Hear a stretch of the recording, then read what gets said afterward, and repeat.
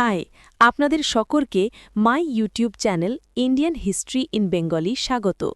আজ আমরা আলোচনা করব ডব্লিউবিপি কনস্টেবল 2025কে নিয়ে একাধিক আলোচনা, যেমন কাট অফ কত হতে চলেছে, মাঠে কি পরিমাণ ধরতে হবে, কত মিনিটে কি পরিমাণে ধরতে হবে, সে সমস্ত নিয়ে আলোচনা করা হবে আজকে।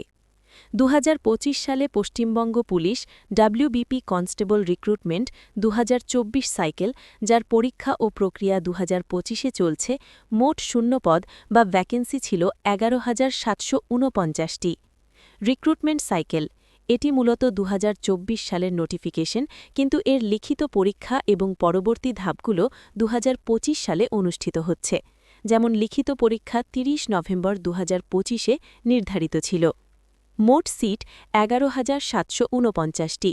সাধারণত পুলিশে একসাথে এত নিয়োগ খুব কমই হয়। মেল কনস্টেবল 8,211টি সিট, লেডি কনস্টেবল 3,537টি সিট। কিন্তু 2024-25-এর এই নিয়োগে সরকার প্রসেসটাকে শর্টকাট বা দ্রুত করার জন্য নিয়মটা বদলে দিয়েছে। আসুন ধাপে ধাপে সহজ করে বুঝে নিই এবারের খেলাটা কেমন। একটাই পরীক্ষা, গেম চেঞ্জার। আগে প্রথমে একটা প্রিলি পরীক্ষা হতো, যার নম্বর ফাইনালে যোগ হতো না, শুধু পাশ করলেই হতো। কিন্তু এবার সেই ঝামেলা নেই। এবার প্রথমেই 85 নম্বরের মেইন পরীক্ষা হয়ে গেছে। সবচেয়ে গুরুত্বপূর্ণ কথা, এই পরীক্ষায় আপনি যা নম্বর পাবেন সেটাই কিন্তু আপনার চাকরি পাওয়ার আসল চাবিকাঠি, কারণ ফাইনাল মেরিট লিস্ট তৈরির সময় এই নম্বরটাই যোগ হবে। তাই এটাকে প্রিলিমিনারি ভেবে ভুল করা যাবে না, এটাই আসল যুদ্ধ। 2. মাঠ বা PMT and PET, the filter. যারা এই 85 নম্বরের পরীক্ষায় একটা নির্দিষ্ট কাট অফ বা ভালো নম্বর পাবে, তাদেরই শুধু মাঠে ডাকা হবে। এখানে আপনার উচ্চতা, হাইট আর ওজন মাপা হবে।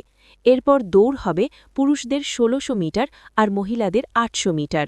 মনে রাখবেন, মাঠে কোনো নম্বর নেই, এখানে আপনাকে শুধু পাশ করতে হবে। আপনি 6 মিনিটে দৌড় শেষ করলেন নাকি 6 মিনিট 20 সেকেন্ডে, তাতে কিছু যায় আসে না, শুধু সময়ের মধ্যে ঢুকলেই হলো। মাঠ পাশ করলেই আপনি পরের ধাপে যাওয়ার যোগ্য। 3. Interview, final step. যারা মাঠ পাশ করে আসবে তাদের 15 নম্বরের ইন্টারভিউয়ের জন্য ডাকা হবে। তাহলে ফাইনাল হিসেবটা কেমন হবে? চাকরিটা কে পাবে সেটা ঠিক হবে এভাবে: লিখিত পরীক্ষার নম্বর 85-র মধ্যে যা পেয়েছেন, প্লাস ইন্টারভিউ নম্বর 15-র মধ্যে যা পাবেন, ইকুয়াল টু মোট 100 নম্বর। যার মোট নম্বর যত বেশি, মেরিট লিস্টে তার নাম তত ওপরে থাকবে। সহজ কথায় সারমর্ম: আগে মাঠ পাশ করার পর মেইন পরীক্ষার টেনশন থাকত, এবার উল্টো। পরীক্ষা হয়ে গেছে, এখন শুধু শরীর ঠিক রেখে মাঠটা পাশ করতে পারলেই কেল্লাফ হতে, কারণ লিখিত পরীক্ষার নম্বর আপনার পকেটে চলে এসেছে। এখন শুধু মাঠ আর ইন্টারভিউ টপকালেই চাকরি। তাই যাদের পরীক্ষা মোটামুটি ভালো হয়েছে তাদের এখন একটাই কাজ, দম বাড়িয়ে দৌড় প্র্যাকটিস করা। কারণ লিখিত পরীক্ষায় ভালো নম্বর পেয়েও যদি মাঠে গিয়ে ফেল করেন, তবে সব পরিশ্রম জলে যাবে। প্রায় 12,000-এর কাছাকাছি, 11,749টি। এটা কিন্তু বিশাল সুযোগ, অন্যবার এত সিট থাকে না। আর যেহেতু এরপর মাঠ আছে, পুলিশ বোর্ডকে প্রচুর ছেলেমেয়েকে মাঠে ডাকতে হবে।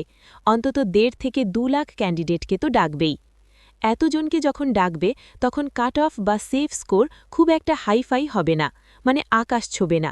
মোটামুটি একটা অ্যাভারেজ নম্বর পেলেই তুমি মাঠের জন্য ডাক পেয়ে যাবে। আমাদের সাধারণ হিসেব যা বলছে সেই অনুযায়ী একটা আন্দাজ নিচে দিলাম, যাতে তুমি বুঝতে পারো তুমি সেফ জোনে আছো কিনা। 1. জেনারেল বা ইউআর, সবাই যার মধ্যে পড়ে। ছেলেরা 38 থেকে 42। দেখো, জেনারেলদের লড়াইটা সবসময়ই একটু কঠিন হয়, কিন্তু এবার সিট বেশি, তাই তোমার স্কোর যদি 40-এর আশেপাশে থাকে তুমি মোটামুটি সেফ। 38 পেলেও আশা রাখা যায়, আর 42 বা তার বেশি হলে তো কথাই নেই, বিন্দাস মাঠে যাও। মেয়েরা 32 থেকে 36।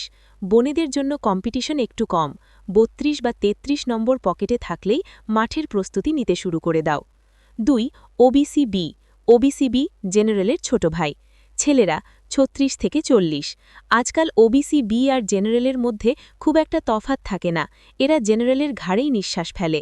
তাই 36 বা 37 নম্বরটা হলো বর্ডার লাইন, এর ওপরে থাকলে চান্স খুব ভালো। মেয়েরা 30 থেকে 34। 30-এর ঘর পার করলেই তোমরা সেফ জোনে ঢুকে পড়লে। 3. ওবিসি এ, ওবিসি এ একটু সুবিধাজনক জায়গা। ছেলেরা 34 থেকে 38। ওবিসি বিয়ের থেকে এদের কাট অফ ২-৩ নম্বর কম নামে, ৩৪-৩৫ পেলেই ডাক পাওয়ার প্রবল সম্ভাবনা। মেয়েরা ২৮ থেকে ৩২, ২৮ বা ২৯ নম্বর থাকলেই ডাক চলে আসতে পারে। ৪. এসসি, বড় সুযোগ। ছেলেরা ৩২ থেকে ৩৬, তোমাদের জন্য কাট অফ বেশ খানিকটা নিচে নামবে, ৩২ বা ৩৩ নম্বর থাকলে আর ভেবো না, দৌড় প্র্যাকটিস করো। মেয়েরা ২৬ থেকে ৩০, মানে পরীক্ষায় মোটামুটি কয়েকটা প্রশ্নের সঠিক উত্তর দিয়ে আসতে পারলেই হলো, ২৬-২৫ নম্বরেই ডাক পাওয়ার চান্স আছে। আসল কথাটা কি জানো, এই যে রেঞ্জটা বললাম, যেমন ৩৮ থেকে ৪২, এর মানে হলো লোয়ার লিমিট ৩৮, এর নিচে পেলে একটু চাপ বা রিস্ক আছে। আপার লিমিট ৪২, এর ওপরে পেলে তুমি রাজার হালে আছো। তোমার নম্বর যদি এই রেঞ্জের লোয়ার লিমিটেও থাকে, যেমন ধরো তুমি এসসি আর পেয়েছ ৩২, তাহলেও হাল ছেড়ো না, কারণ প্রচুর ছেলেকে ডাকবে। তাই রেজাল্টের অপেক্ষা না করে আজ থেকেই মাঠ শুরু করো, ডাক পাওয়ার পর যেন দমে টান না পড়ে। শেষ কথা, তোমার নম্বর যদি ওপরে বলা রেঞ্জের আশেপাশেও থাকে, রেজাল্টের জন্য বসে থেকো না, কারণ রেজাল্ট বেরোনোর পর মাঠের জন্য খুব কম সময় দেয়, তখন দম বাড়াতে পারবে না। তাই নম্বর যাই হোক, কাল সকাল থেকেই জুতো পরে মাঠে নেমে পড়ো। শরীর ফিট থাকলে লস নেই, কিন্তু ডাক পাওয়ার পর দৌড়াতে না পারলে আফসোসের শেষ থাকবে না। মাঠের জন্য বোর্ডকে অন্তত ১.৫ থেকে ২ লাখ ক্যান্ডিডেটকে ডাকতেই হবে। ২. মাঠ পাশ পড়া মুখের কথা নয়। ছেলেদের জন্য ৬.৫ মিনিটে ১৬০০ মিটার দৌড় শুনতে সহজ লাগে, কিন্তু প্র্যাকটিস না থাকলে শেষ ৩০০ মিটারে মনে হবে বুক ফেটে যাচ্ছে, পা আর চলছে না। মেয়েদের জন্য ৪ মিনিটে ৮০০ মিটার, এটাও বিনা প্র্যাকটিসে তোলা কঠিন। আসল কাজ আজ বা কাল ভোর থেকেই জুতো পায়ে মাঠে নেমে পড়ো। লজিক সিম্পল, তুমি দৌড় প্র্যাকটিস করলে আর বাইচান্স ডাক না পেলে তোমার লস নেই, শরীর ভালো থাকবে। কিন্তু ডাক পাওয়ার পর যদি দেখো দমের অভাবে দৌড় শেষ করতে না পারলে, তখন সারা জীবন আফসোস হবে যে ইস, একটু আগে থেকে দৌড়ালে চাকরিটা হয়ে যেত।